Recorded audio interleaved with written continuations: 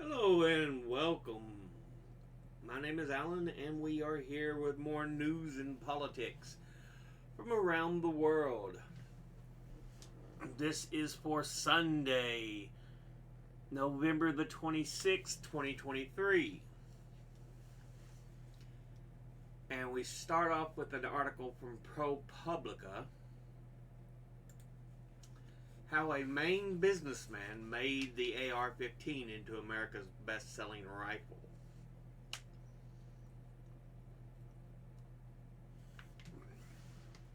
Neither a gun enthusiast nor a right wing ideologue, Richard Dyke used political connections and lobster giveaways to build Bushmaster, the company that popularized assault style rifles. Outside Healy Chapel on the campus of St. Joseph's College of Maine, the American flag swayed at half staff. Inside, candles flickered, and the dying autumn light filtered softly through stained glass. A nursing student sobbed as a small group of mourners read aloud the names of the 18 people slaughtered with an assault style rifle in late October at a bowling alley and a restaurant up the road in Lewiston.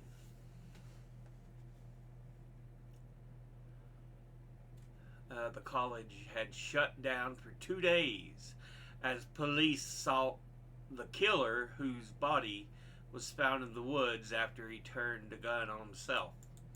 St. Joseph's, sponsored by the Sisters of Mercy, a 192-year-old society of nuns that has accused the firearms industry of profiting from these killings. Toward the end of the vigil, a graduate assistant asked the mourners to pray for political leaders. Give them insight, wisdom, and courage to address the epidemic of gun violence. Several months earlier, on the same campus, as fog enveloped Sebago Lake and rain poured down in sheets, a larger crowd celebrated the life of a man who did as much as anyone to make assault style rifles like those used in Lewiston and other massacres ubiquitous in America. After cocktails and crudites, they bid farewell to one of Maine's own, Richard E. Dyke. As a digital photo tribute flashed images from his life, family members, friends, and former employees praised Dyke's kindness and generosity. Beside a framed proclamation by Maine state legislature declaring that Dyke would be long remembered and sadly missed, they recounted the rise from Milltown poverty to multimillionaire philanthropist and friend of powerful politicians. When he walked into a room, it became his room. Former colleague told the packed hall, "It's difficult to drive around Maine and not see something that Dick touched. He touched thousands of people's lives." What the heartfelt tributes to Dyke that day omitted were the human costs of the industry that allowed him to be so generous. Costs that the fellow residents of his beloved home state would soon be the latest to bear.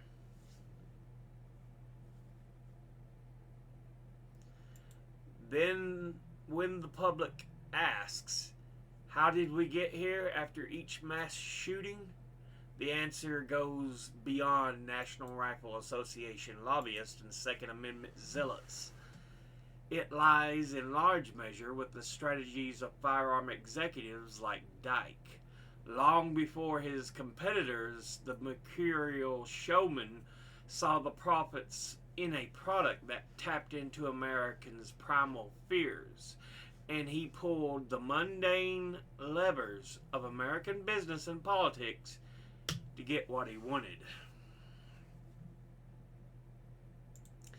Dyke brought the AR 15 semi automatic rifle, which had been considered taboo, to market to civilians into general circulation and helped keep it there.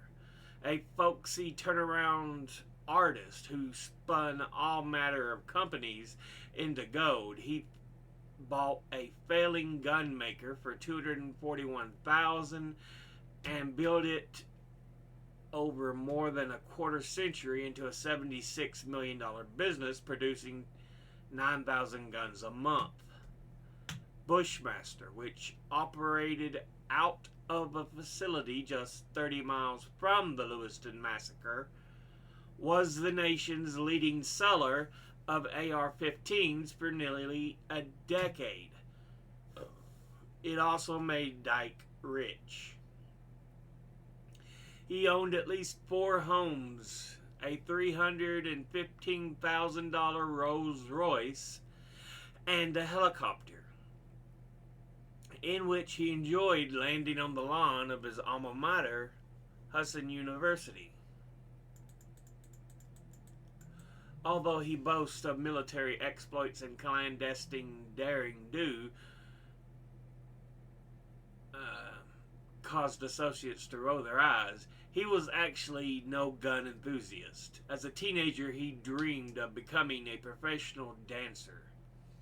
Once, when his brother Bruce persuaded him to go deer hunting, Dyke sat in his Jeep reading the Wall Street Journal, rifle out of reach as a deer ambled safely past. Along the way, Dyke and his team capitalized on the very incidents that horrified the nation. Sales typically went up when the mass killer used a Bushmaster, after a pair of snipers in the Washington, D.C. area murdered 10 people with a Bushmaster rifle in 2002. Dyke's bankers noted that the shootings, while obviously an unfortunate incident, dramatically increased awareness of the Bushmaster product and its accuracy. A decade later, a 20-year-old wielding a Bushmaster murdered 20 children and 6 educators at Sandy Hook Elementary School in Newtown, Connecticut. Last year, a Bushmaster was used to kill 10 black people at a market in Buffalo, New York. The murderer painted racist taunts on the rifle, including, "Here's your reparations."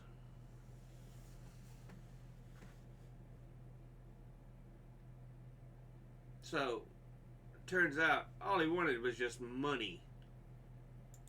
Saw it as a way to profit. The arc of Dyke's journey illustrates the often misunderstood story of assault rifles, a now politicized description that Dyke, for a time, embraced. Mainstream American businesses, financiers, and politicians abetted the rise of the AR-15s. Banks loaned money to make them. Wall Street invested in them. Video games and Hollywood movies glamorized them, and Congress shielded their manufacturers from liability for shootings. So yeah, sounds like it was just out of pure monetary motivation.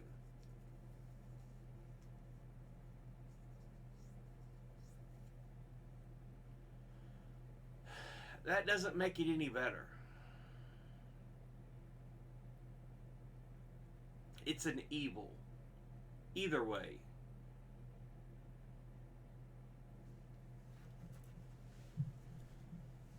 Honestly. Why do average citizens need assault style rifles? Why? What are they going to do? I gotta go hunting for squirrel. I'm taking my AR-15 with me.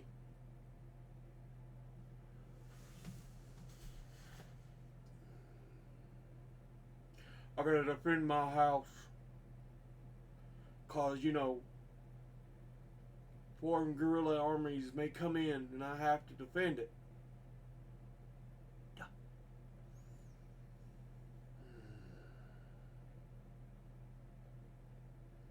There is no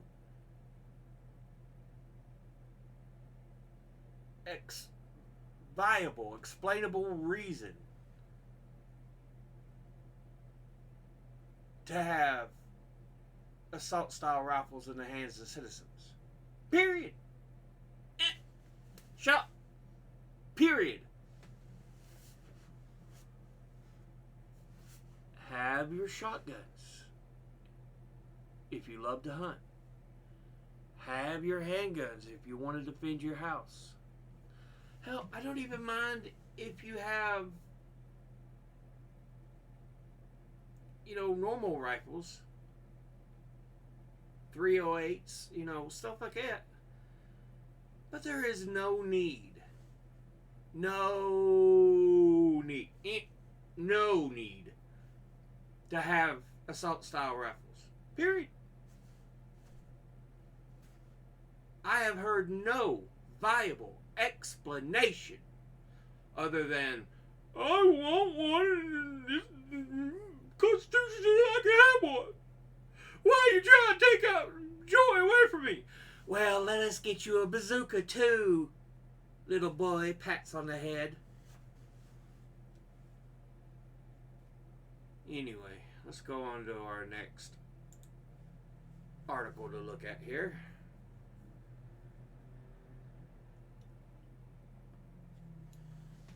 When did abortion become such a Christian issue? For how little abortion is mentioned in the Bible, it seems to be the backbone of the Christian right politically in modern times, at least in America.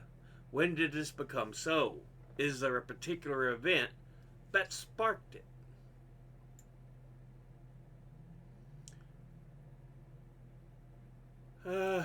Megathread and U.S. In Educational History 101 should hopefully answer the question as it goes into a lot of depth surrounding the topic. I would recommend reading the whole thing, but your specific question probably starts after getting answered in the section headed 1820 to 1960. And then we have an explanation here. Thanks for the shout out. One thing you likely noticed in that post, if you had a chance to check it out, is that we deliberately sidestepped religion in several places for a few reasons. First, the legal history of abortion that the post focuses on is a secular matter as it's connected to the American Constitution, a secular document. Second, there is no single through line regarding when, why, and how abortion became a Christian issue in modern history. Rather, there are a number of factors that contributed to the shift.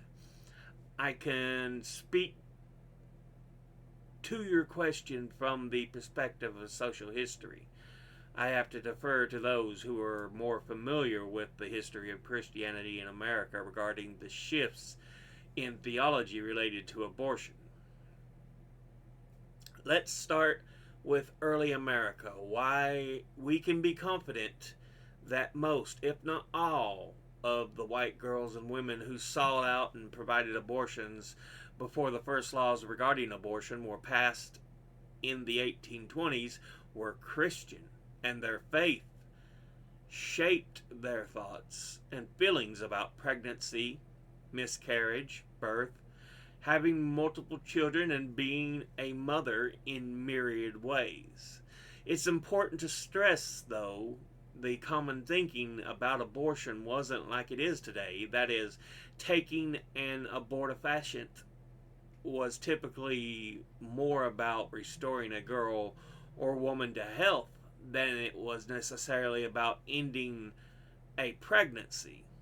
I get into that distinction in more detail in the answer to a question about ectopic pregnancies pre Roe.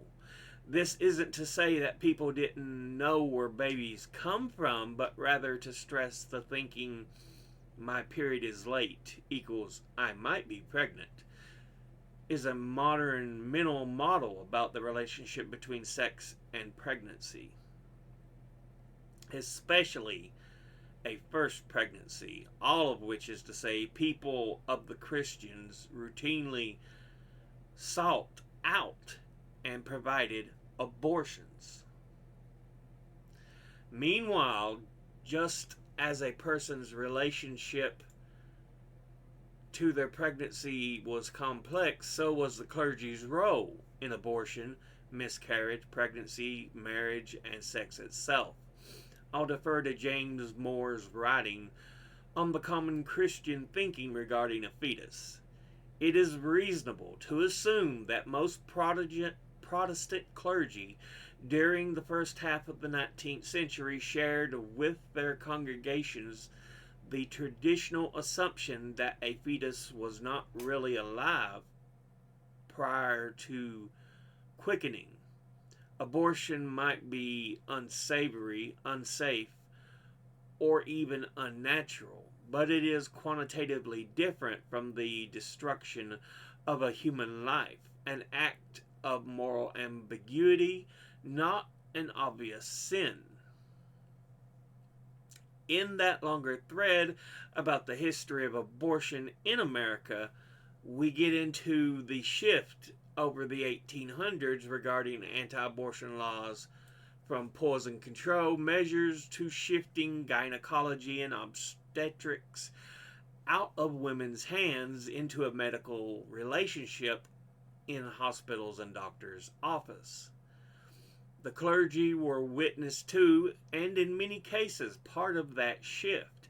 And in some cases, they deliberately excused themselves from any conversations about abortion because of a stated belief that that members of their church, good Christian women and girls, wouldn't seek out or need abortions, and in others, the clergy there were with pregnant people who were miscarrying or dealing with difficult deliveries, and wrote about it not being their responsibility to step in on matters related to pregnancy and birth.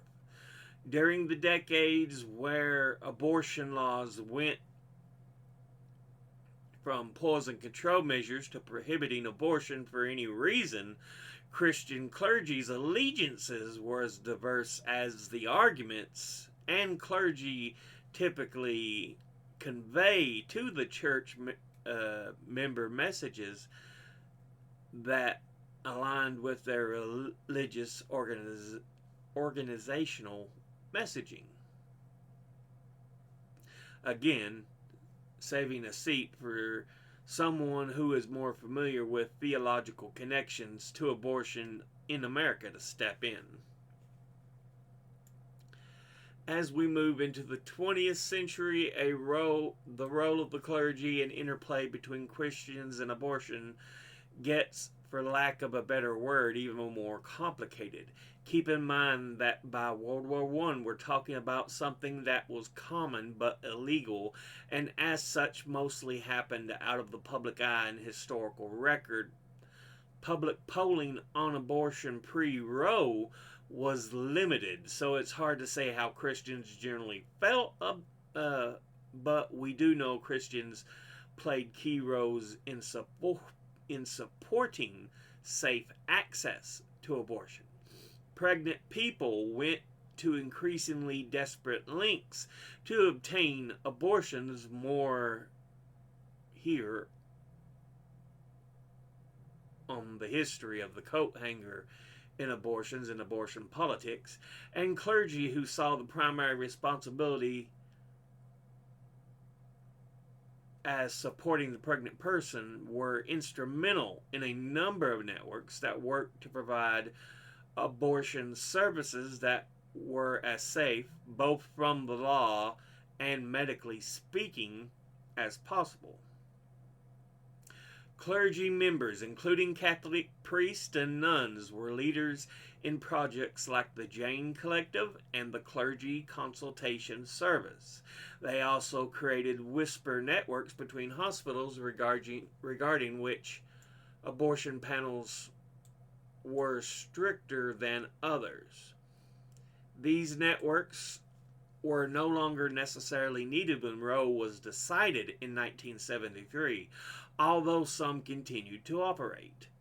It's worth stating explicitly that the public response at the time of Roe's announcement wasn't especially loud. There was no immediate protest, and while it was certainly celebrated among feminists, it wasn't necessarily seen as an immediate solution to the problem of unsafe abortions. More here on Sanger and Planned Parenthood. What did begin to happen, though, was an increased focus on pregnancy over the pregnant person. This shift would result in the pro-life movement, which made the fetus the object of activism. To borrow from my older answer about Sanger, the forceful and dramatic shift of the pregnant person to the pregnancy can primarily be traced back to a white Catholic married couple, John and Barbara Wilkie. They created a book called Handbook on Abortion in 1972 that was organized around images of aborted and miscarried fetuses. Their explicit goal and the purpose of the images they collected was to shift the public sentiment to view a prenatal fetus as indistinguishable from a postnatal baby. In other words, they worked to position themselves as fighting for the life in the pregnant person's womb, effectively minimizing the pregnant person and their health, life, and needs. The 1973 March for Life was based on similar rhetorical position. The founders' emphasis was on the idea of a fetus, not on the living pregnant person. The march wasn't about increased access to prenatal care for pregnant people.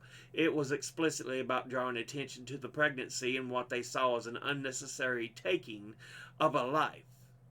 They, though, didn't speak for all Christians. The Southern Baptist Convention passed resolutions in 1971, 1974, and 1976 affirming women's right to choose, and that government should stay out of the matter. In effect, they saw abortion as a Catholic matter. All of this has been to say that up until the 1980s or so, there was no Christian position on abortion, and there still really isn't. Things shifted, though, among white evangelicals, and generally speaking, historians have identified connections between efforts to desegregate schools and the anti-abortion movement. Much of the research related to the connection focuses on a man named Paul Weyrich, who saw abortion as a way to mobilize evangelical voters as Republican candidates who leaned into traditional messaging, which included defending the unborn, keeping schools and neighborhoods safe for white children, and the stereotypical heterosexual family unit with its associated gender roles.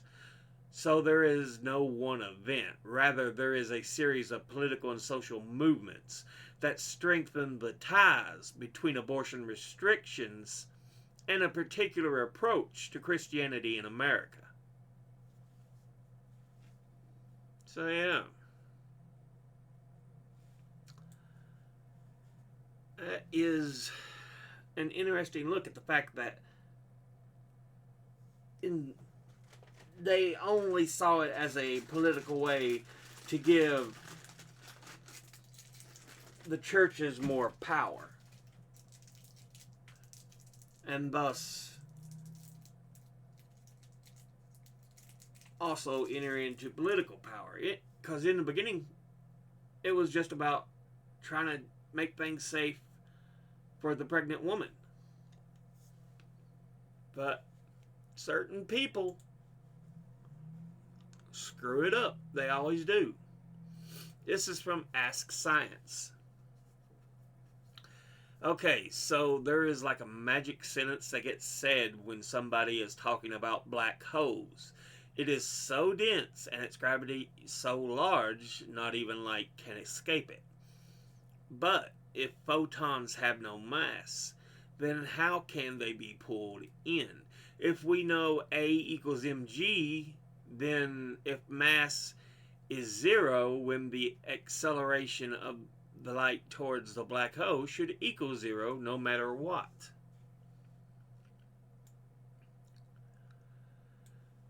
And they go through a number of explanations here.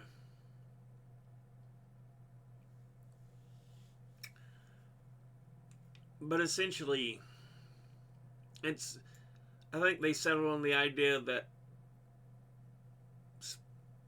it's like it's almost falling.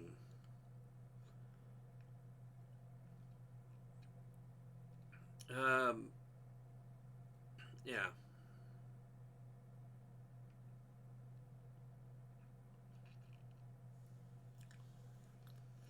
Because we know in some instances, black holes do suck in objects, although sometimes they're kicked out as well.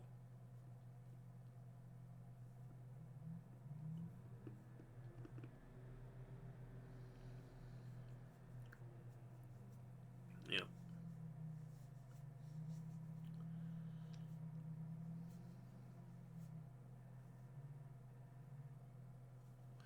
Anyway, I'll be posting that below if you want to read it.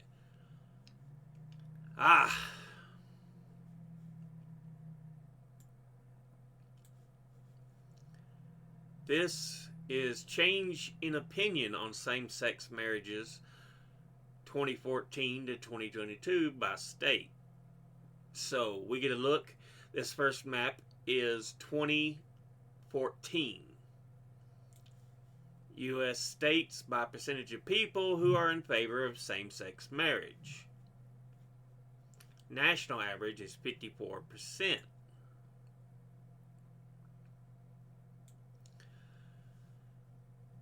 The worst states, according to the map: Mississippi, Alabama, Arkansas, Tennessee, West Virginia, and South Carolina.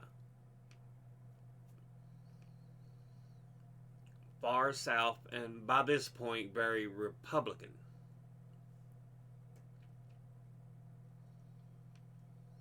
And of course, the states that you're like, hey, it should be a right for people. You're northeast,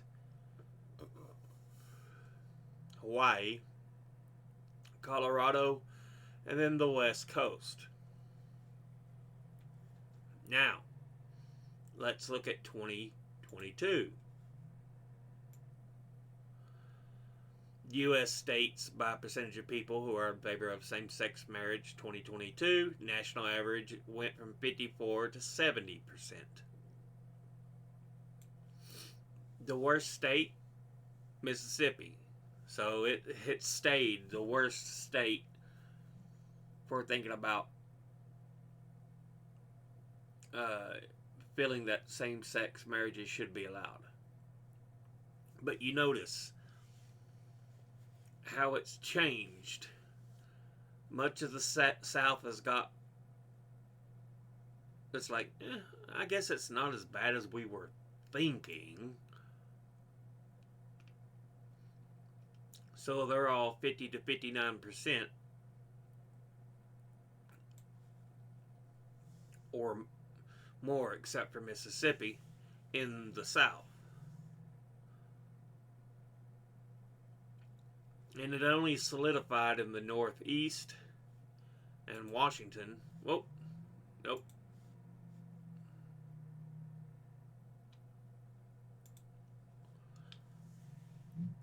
Sorry about that. So yeah, the rest of the states are like, yeah, this is cool. I mean, they're people. Why not have the right to marriage? So I just find it a very wonderful and interesting map. Okay, let's look at some images. The body of Emiliano Zapata, one of the leading figures of the Mexican Revolution, surrounded by comrades after he was killed by government forces on the 10th of April, 1919. And those who are squeamish about blood and stuff, trigger warning, it don't show any internal body parts or heavy gunshots, but he is covered in blood on the chest. So, fair warning. But yeah, Emiliano Zapata, along with Pancho Villa, were the revolutionaries that were very much for the people. They really wanted to do severe change, break up a lot of these big land-owning groups and disperse land amongst the normal people of Mexico. But Zapata would unfortunately be assassinated.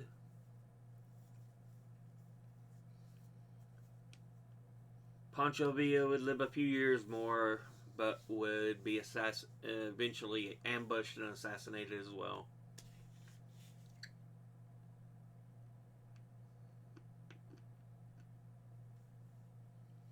But just a little look back on history there.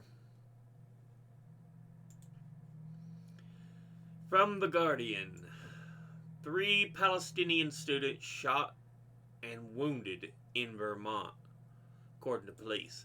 Victims reportedly were wearing Palestinian keffiyeh and speaking in Arabic when they were attacked in Burlington.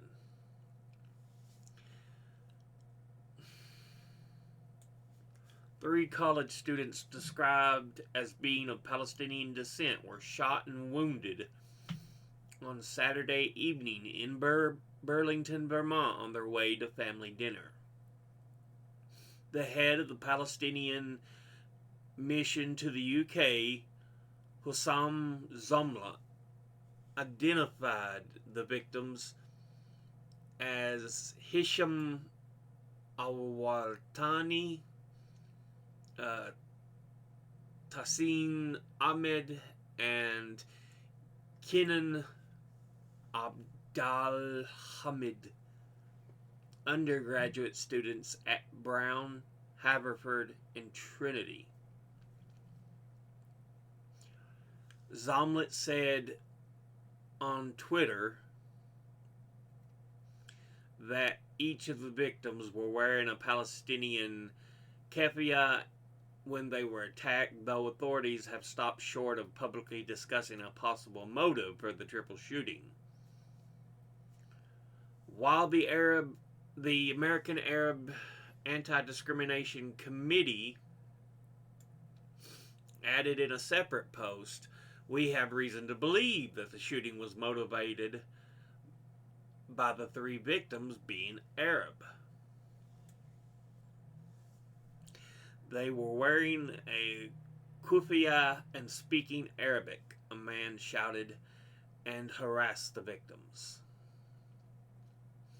According to 7 Days Vermont, Local authorities have only said 3 people were shot near the University of Vermont campus just before 6:30 p.m. Saturday.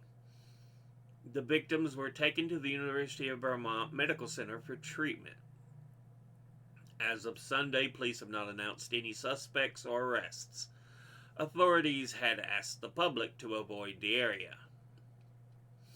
The Council on American Islamic Relations National is offering a $10,000 reward for any information leading to the arrest and prosecution of the perpetrators or perpetrator of the crime. Bernie Sanders of Vermont issued a statement calling the news of the shootings shocking and deeply upsetting.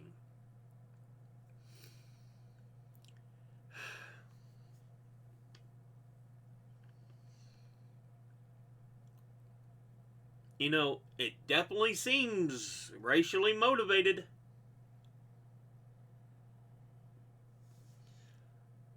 Oh, they are speaking Arab. They're wearing Arab clothing.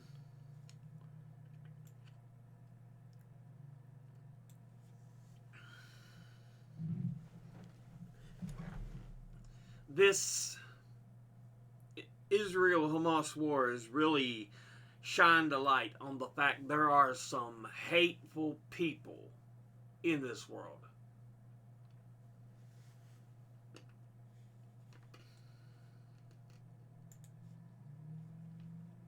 It's so ridiculous. From Newsweek, MAGA furious over Mitt Romney saying he'd vote for Democrats. World they will be living. Let's listen to his little. I've spent my last 25 years in public service of one kind or another. At the end of another term, I'd be in my mid-80s. Frankly, it's time for a new generation of leaders. They're the ones that need to make the decisions that will shape the world they will be living in. Now, we face critical challenges: mounting national debt, climate change, and the ambitious authoritarians of Russia and China. Neither President Biden nor former President Trump are leading their party to confront those issues. On deficits and debt, both men refuse to address entitlements, even though they know that this represents 2/3 of federal spending. Donald Trump calls global warming a hoax, and President Biden offers feel-good solutions that make no difference to the global climate. The next generation of leaders must take America to the next stage of global leadership. While I'm not running for re-election, I'm not retiring from the fight. I'll be your United States Senator until January of 2025. I will keep working on these and other issues, and I'll advance our state's numerous priorities. I look forward to working with you and with folks across our state and nation in that endeavor.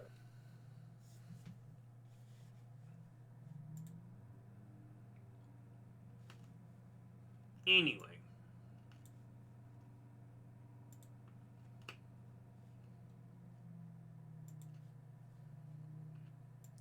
Senator Mitt Romney What's faced. that?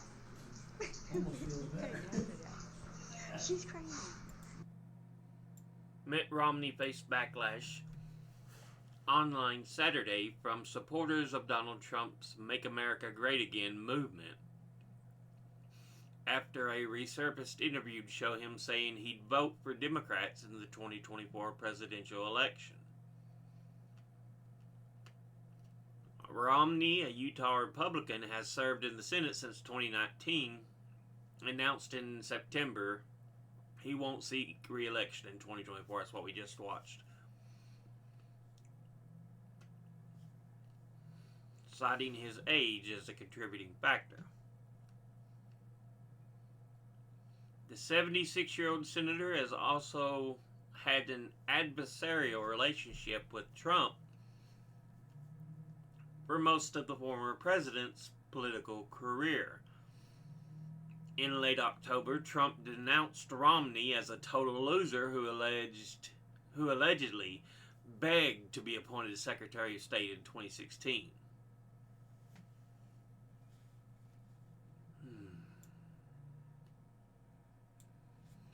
Trump, who is the frontrunner for the 2024 Republican presidential nomination, backed Romney's 2012 presidential bid and endorsed his 2018 Senate bid. However, Romney has since continued to become a prominent Trump critic and was the lone Republican senator who voted in 2020 to convict the former president after he was impeached for pressuring Ukraine to open an investigation into the Biden family. On Saturday, Romney's resurfaced October interview in CBS News Person to Person with Norah O'Donnell made its way onto Twitter. In the interview, Romney was asked by O'Donnell if he liked in the Republican field, who he liked in the Republican field, in which he responded that he would support any one of the Republicans amid the 2024 election, adding that he would also vote for a Democratic candidates, as it would be an upgrade from Trump. Nobody would be happy to support virtually any one of the Republicans, or anybody. I'd be happy to support virtually any one of the Republicans, maybe not Vivek Ramaswamy, but the others that are running would be acceptable to me. I am happy to vote for them. I would be happy to vote for any of the Democrats too. I mean, it would be an upgrade from, in my opinion, Donald Trump, and perhaps also from Joe Biden. The senator added, "I like President Biden. I find him very charming and engaging. There's some places I agree with and most places I disagree with him. I think he made all sorts of terrible mistakes, but I would like to see someone else run." So, again, MAGA crying because someone's not kissing their dear leader's butt.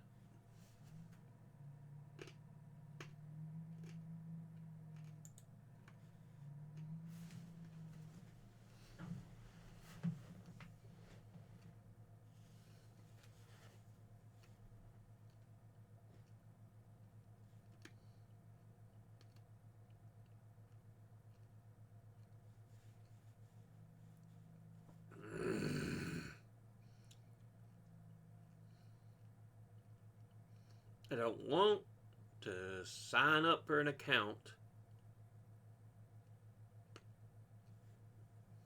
or start your free trial. Why can't you just let me read your damn article? Yeah, have you listened lately to what Trump is saying? He is becoming frightening clear about what he wants. And I get the feeling it's probably in regards to him talking about executing generals and taking power from certain other groups. Very dictatorish speech he has been using. From oh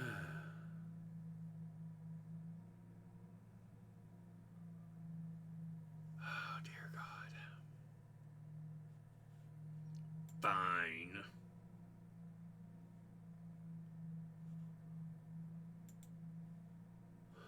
Ad block.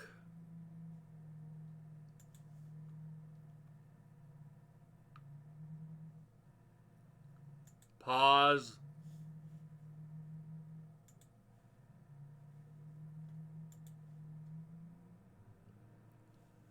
No, I just... seriously? No. I just... Oh, damn it.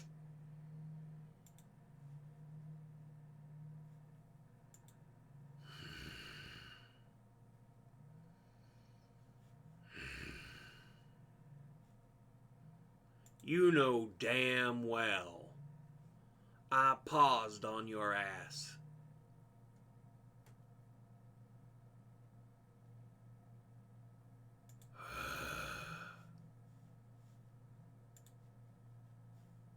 I don't want that.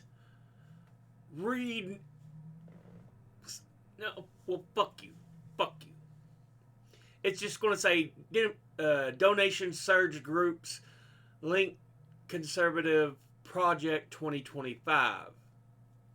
Oh, now you offer me this. Suck a dick. Donations have surged to groups linked to Conservative Project 2025.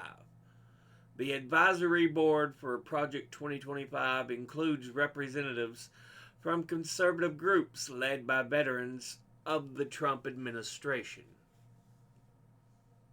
Yeah, so these groups that want to look at a possibility of taking power away from the other parts of our country, Congress, and Supreme Court, they want to pull some of that power from them and push it into the executive branch under the president.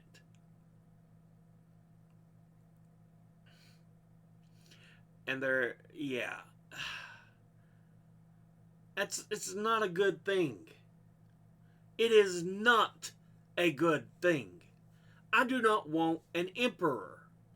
I do not want a king.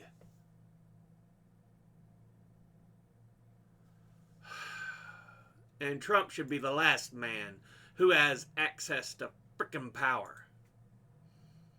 This is from Human Rights Watch. Gaza, findings on October 17th, Al-Ali hospital explosion. Evidence points to a misfired rocket, but full investigation is needed.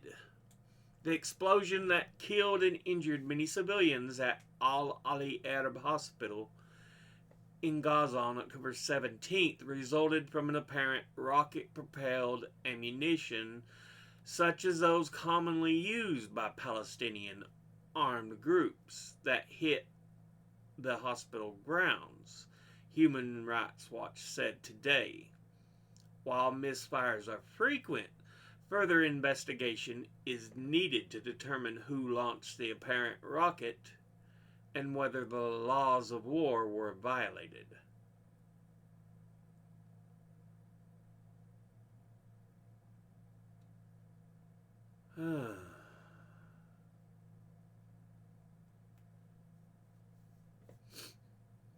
So they say all they know is it's from an apparent rocket-propelled munition. They still say they don't know if it is Palestine, Hamas, Palestinian armed groups, or not. So, at 6:59 p.m. that day, a type of munition that Human Rights Watch has not been able to conclusively identify hit a paved area inside the hospital compound between a parking lot and a landscaped area where many civilians congregated to seek safety from Israeli strikes. The Ministry of Health in Gaza reported that 471 people were killed, 342 injured. Human Rights Watch was unable to corroborate the account, which is significantly higher than other estimates. Displays an unusually high killed to injured ratio and appears out of proportion with the damage visible on the sites.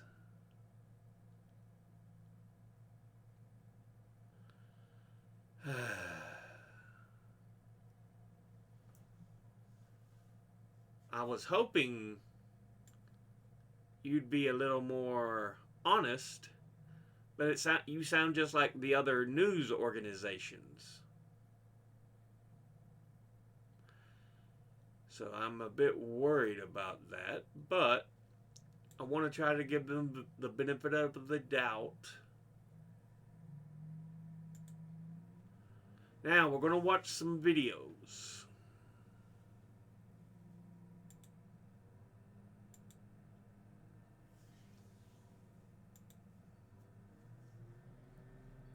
This one is Representative Dean Phillips, who is challenging Joe Biden.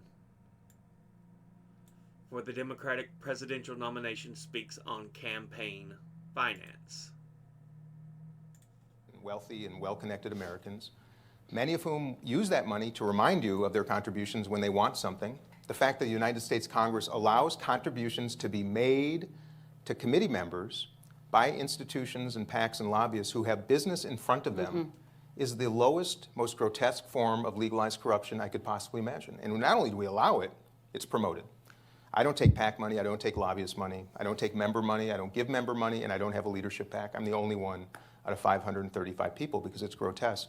But what really saddens me is when you're spending all those hours raising money from wealthy people, who are you neglecting?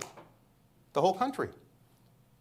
Literally, 95% of the entire country does not get any outreach from their member of Congress, from their senator, right, from their House member, because they have to spend their time raising it from wealthy people.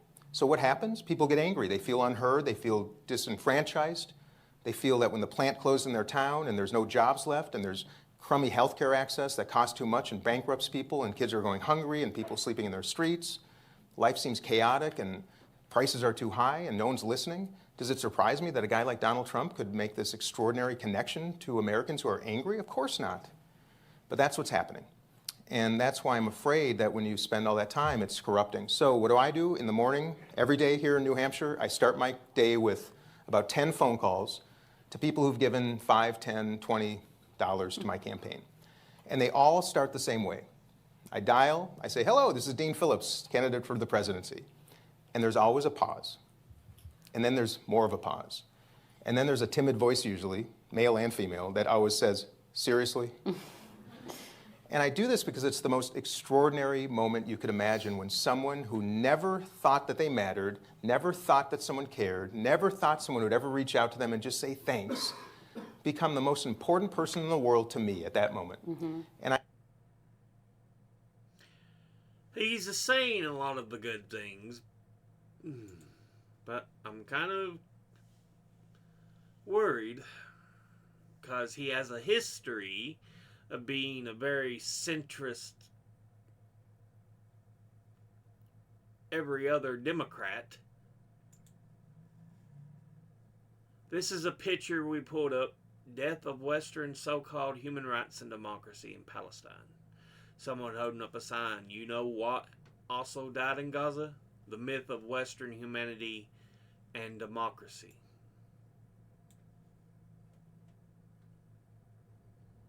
Yeah.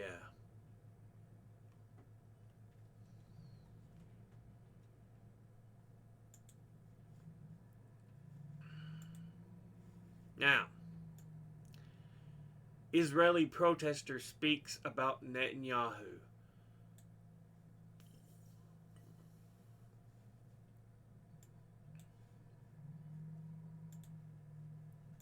I have never, for one single moment in my life, have trusted this man.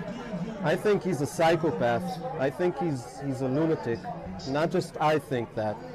Lots of people. I would never trust him with anything. Not him, not his government. That's all I have to say. They are dangerous people. They're extremists, they're fascists, they're racists, they're fanatics. They don't want peace. They want war because it serves their own self-interest.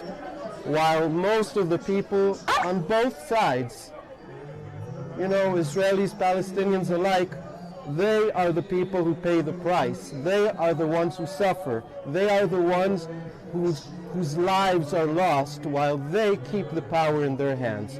Netanyahu is just like Donald Trump, just like Milosevic, just like Hitler.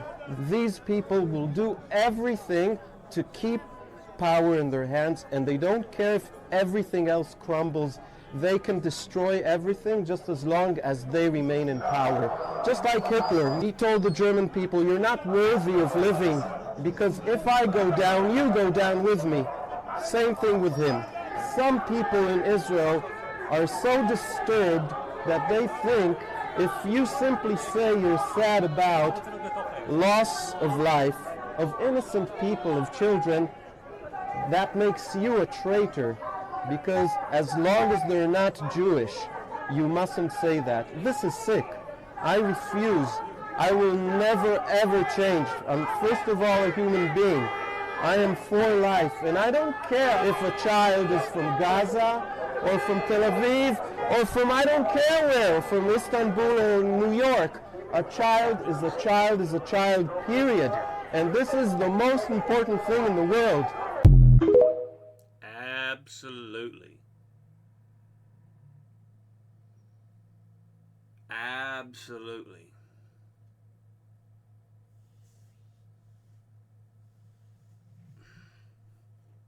I mean, he said it right. I mean, it should be about life. Period. And the Israeli government right now is all about murdering Palestinians. Period. Next video we are going to watch. Prominent Palestinian prisoner Isra Jabis makes a statement upon her long overdue release.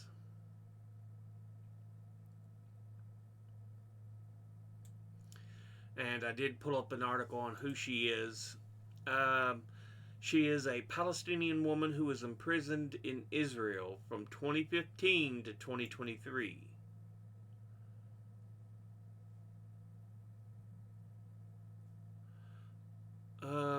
Let's see. Jabis was arrested on October the 11th, 2015 for allegedly planning to detonate a gas tank near a soldier's hitchhiking station close to Male Adumim, according to Israeli police. According to Shin Bet, police officer Moshe Chin stopped Jabis's car, at which point she yelled, "Allahu Akbar," and detonated the bomb. For his supposed actions, Moshe received a commendation from police. However, he sustained injuries in the attack, including burns to his face and chest. Jabis was evacuated to hospital in Jerusalem with burns on her entire body.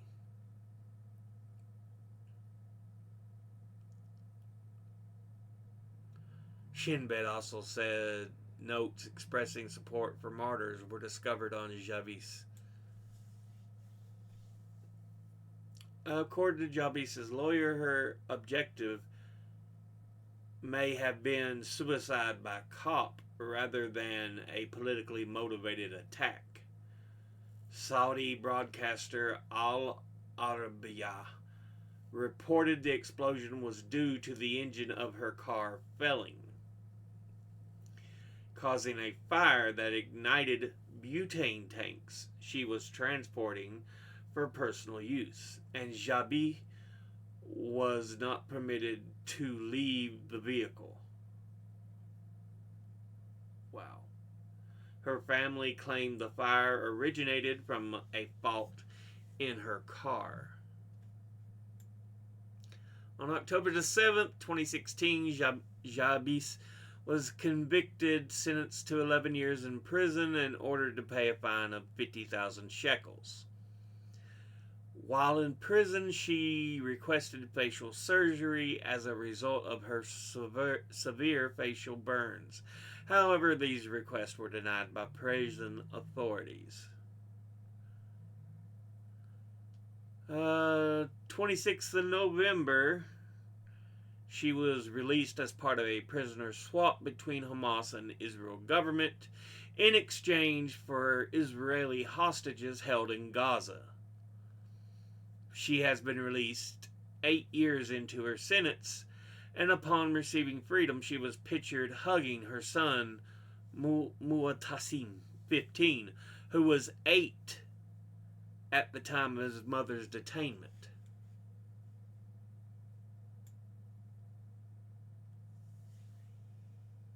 So yeah.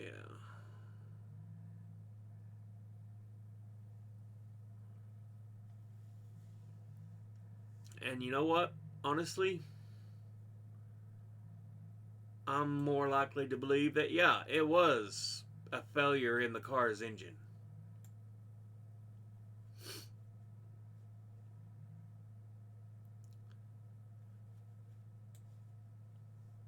Because honestly, you can see the disfigurement she received.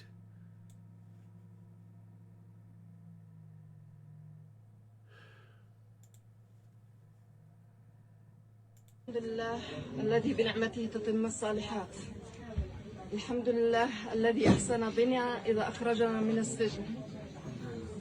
الحمد لله. جدا نخجل أن نفرح وفلسطين كلها جريحة.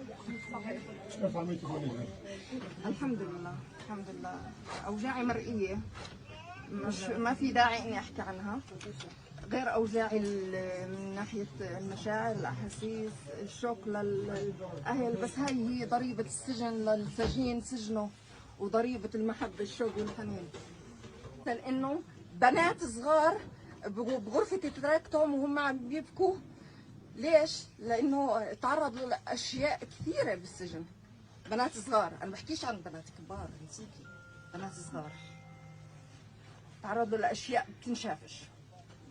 ما بتنشاف. زادت هاي الممارسات في ظل الحرب؟ جدا.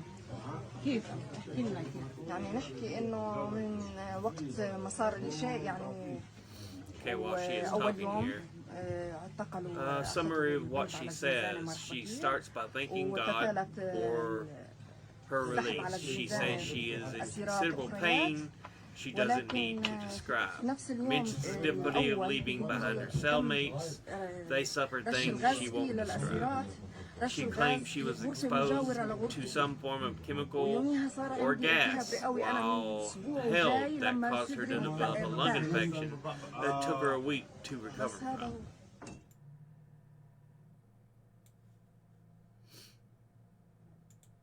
So yeah. Now, let's look at the next video here.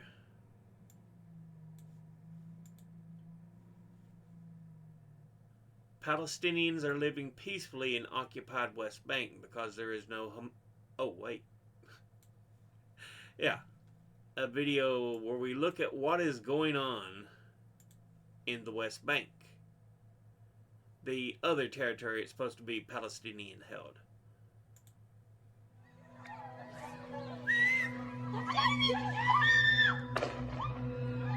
Armed settlers that shooting Palestinians to death.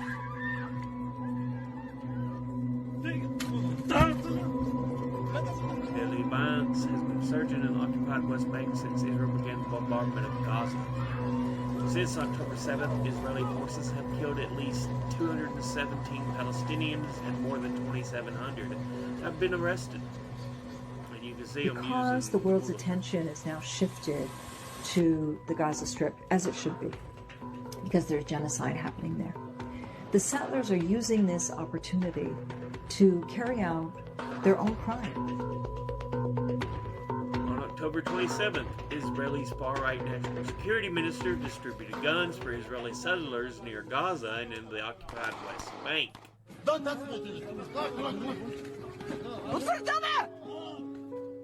Hey!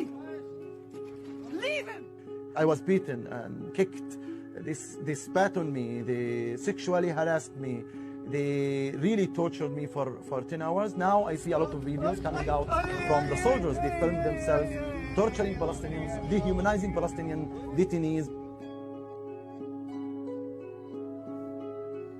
On October 8th, Israel... أبسط الأشياء اللي هي كنا يعني أشياء بسيطة للبيت مثل جرة الغاز صارت كثير صعب إن نوفرها للبيت. طلاب المدارس لما بدهم يروحوا على مدارسهم كمان الطرق مسكرة والطرق خطيرة وجيش الاحتلال دائما واقف. There's nobody who's protecting us. This is the problem. We are stateless, refugee population, protected by no one. Palestinians are calling for international protection. We are calling to make Israel accountable for its crime. Here in the West Bank, Israel is not defending itself. It's defending its occupation, its apartheid, and its supremacy. Yeah, I've already said it's not protection. It's already went well beyond that. Well beyond that. Okay, to come back to the U.S. a bit, a 62-year-old grandfather and a church deacon named Johnny Holman lost his life in Atlanta police custody after a minor traffic accident.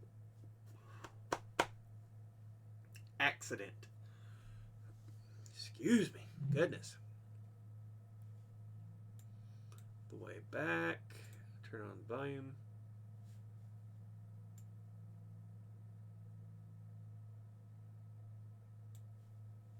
And play.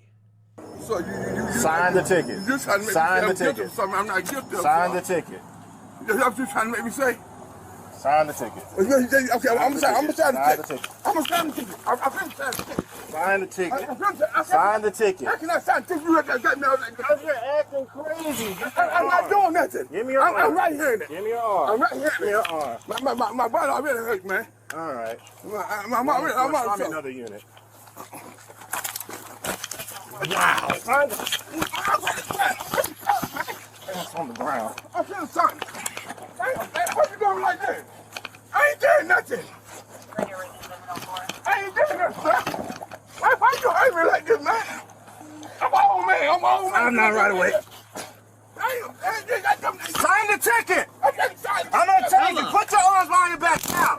Put your arms behind your back. Put your arms behind your back. Using the taser. I am acting up real bad, sir. Put your I am acting up real bad, please. Let me get help. Let me get help. Turn around. Wow. Put your hands behind your back. Put your hands behind your back. Put your hands behind your back. I can't breathe. Put your hands behind your back. I can't breathe. I can't breathe. Put your hands behind your back. I can't breathe. Put your hands behind your back. I can't breathe. I can't breathe. I'm going to tell your ass one more time. Put your hands behind your back. Wow. I can't breathe. Somebody help me. Somebody help me. I can't breathe. Hey, come on, man. Move it. Move. Jesus. Jesus. Don't change me. Put your hands behind your back. Okay. Now. Okay, I can't breathe. I can't breathe. Let go of me. No. Put your hands behind your back. Put your hands behind your back now.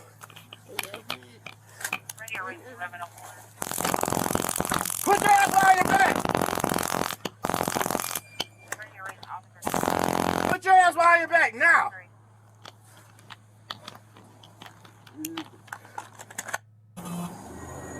So you sign the ticket. You trying to make This. Oh.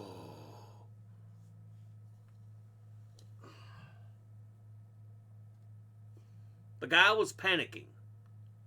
He's like, sign the ticket. He had him already face down on the damn ground. Sign the ticket. Taser, sign the ticket.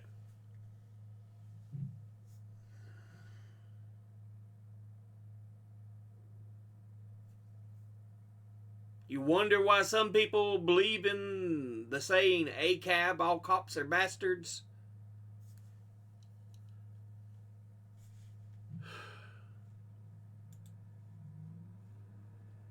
This one I just thought was funny. Farmers are frustrated that McDonald's is importing meat from other countries instead of buying from local producers. I just love this.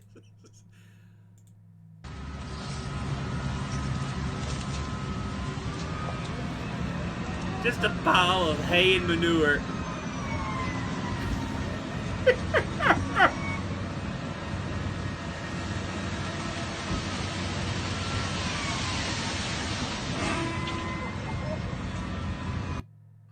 I just love that. I just love that. Yeah. Support your local producers. Period. McDonald's is so corrupt. They want to squeeze every little penny out they can. If we can make money by getting it from foreign producers, we'll do that. If we can make money by saying you're not really a full-time worker, we'll do that. Yeah, McDonald's is so fucking corrupt. And finally, we've got a video from Sky News. Yeah.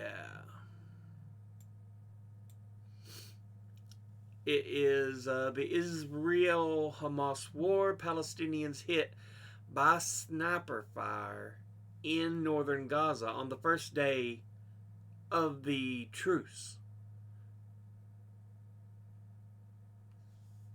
So, you're not supposed to shoot anymore while things are being done in a truce. No! Let's shoot them all! Was supposed to have taken effect. Palestinians still came under fire in Gaza. Aid is badly needed inside the territory after weeks of bombardment by Israeli forces, and truckloads of it began to arrive today. Our special correspondent Alex Crawford reports on the situation facing Palestinians as they get a few days' respite from attack, a warning that her report does contain distressing images. As soon as the truce came into force, the trucks began rolling. This is what they've been crying out for inside Gaza. Critical aid, food, medicine and fuel finally being delivered during the agreed lull. And hundreds took to the road to try to reach stranded children, parents, friends still trapped in the north. They hesitated at the Israeli checkpoint dividing south from north. So many have been displaced without taking anything with them. They're anxious to see if they have homes to return to. Then shots rang out. They waved white flags, but the firing went on. Witnesses told us Israeli snipers fired directly into the crowd, wounding several. The Israeli military said they'd warned the north was off limits. This was their response. More panic, more mayhem, and more blood spilled. With one man appealing in Hebrew, Arabic and English for peace. Stop! Kill our children, our women, our youth. We are peace people. We hate the war. We want peace. We deserve to live like all the nations. Yeah. The scramble to save lives and limbs in Gaza didn't stop. He didn't quite understand that. He's saying, we are peaceful people. We want peace. We deserve life like anyone else. And they're going into North Gaza because you got to look for family members that are hurt, that are dead. But Israel's like, no! Screw you! I don't like the Israel government right now. I detest the Israeli government. Or not.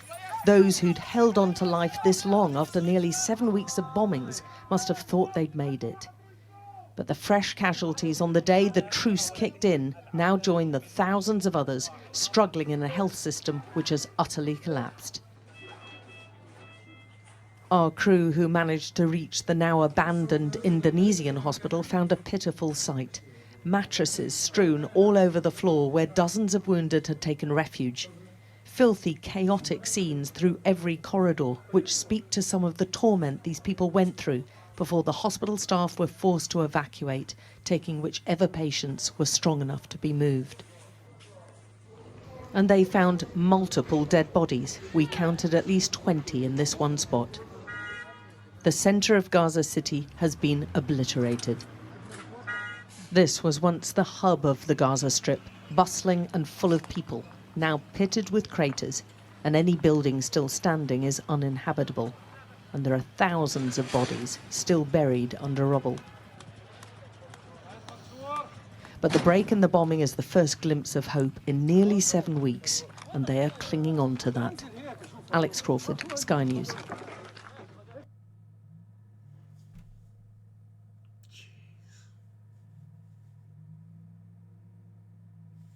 That's...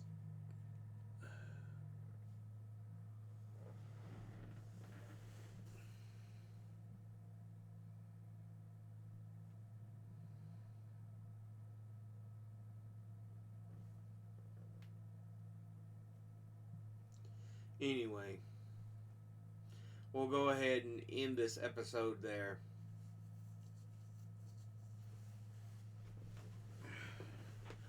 It's been a long one. I do apologize for the length of it, but as always, educate thyself. Think, read, study, learn. Someone tells you something you have trouble believing, ask them to cite their sources. I'll be putting links in the description box below the video. Thank you all for watching. I'll see you all in the next one. Until then, later.